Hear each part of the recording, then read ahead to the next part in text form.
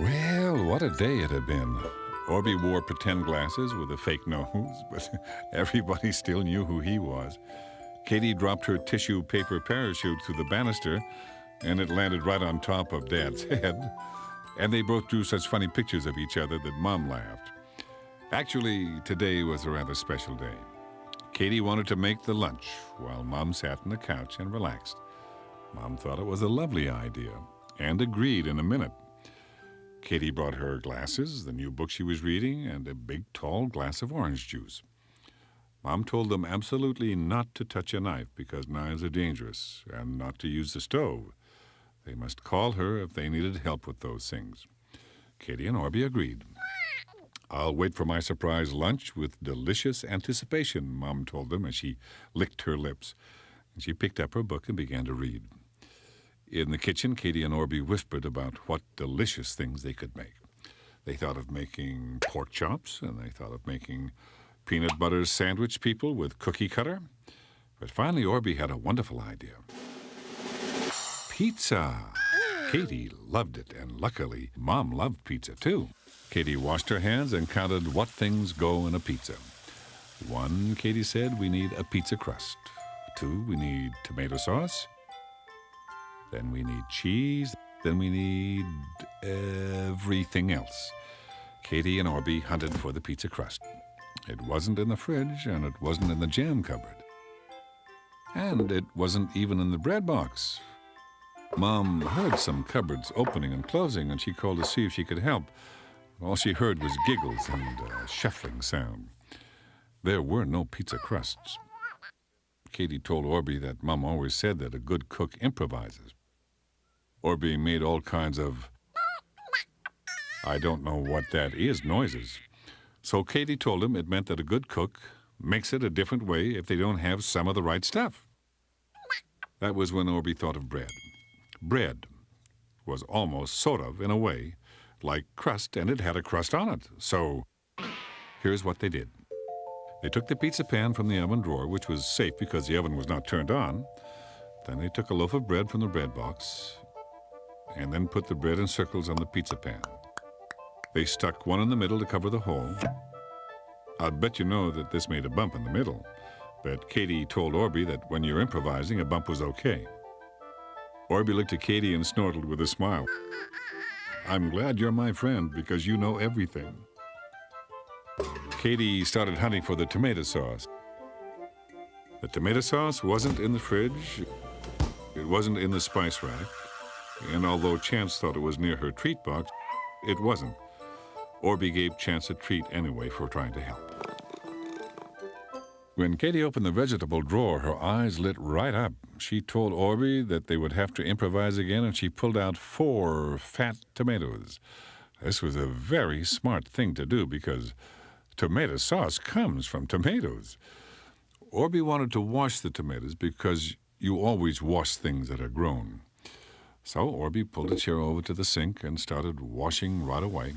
I don't think he knew that you don't wash vegetables with soap, but luckily he rinsed them with lots of cold water and all the soap came off.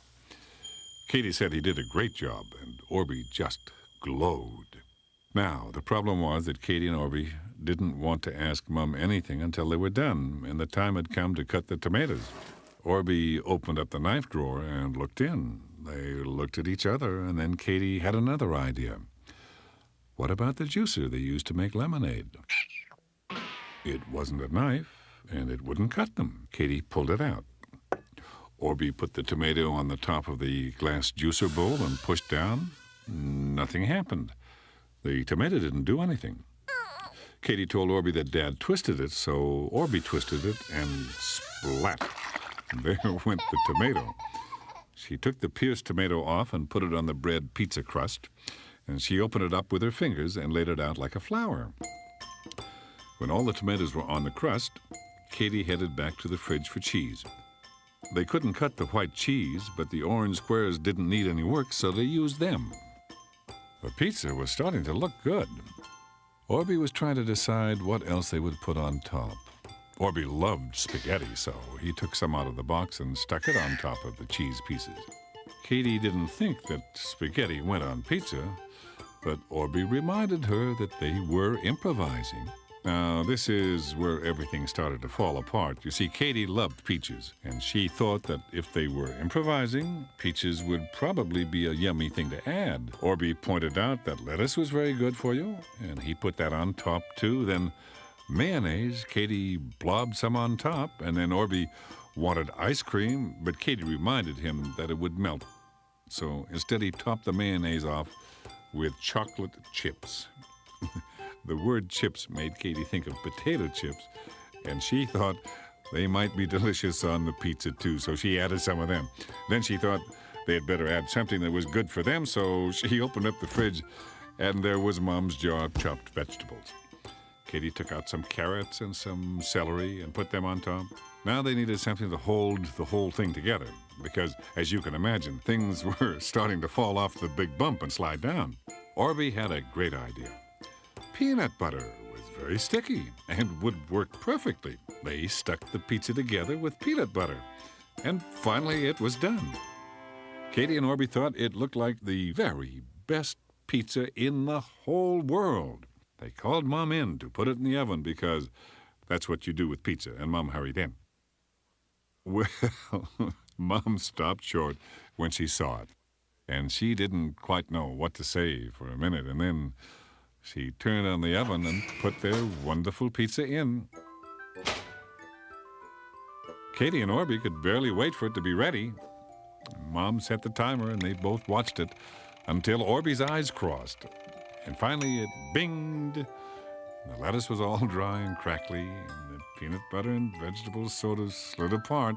But Mom cut it up as best she could and put it on a plate. She told them that it smelled delicious, and she took a big bite, which was brave. Then she smiled and said, "Not bad." Katie and Orbie took a bite right away and decided it was not bad, too. They all agreed that the next time they would leave out the peanut butter, chocolate chips, potato chips, peaches, and spaghetti, which was still a bit crunchy, and the carrots and the celery. And you know that the next pizza they made really was the best pizza ever. Did you know? Did you know? Did you know? You can make your own rainbow on a sunny day. Squirt a fine mist of water from your garden hose and watch the colors appear. Rainbows are fun, but they only last as long as the water does.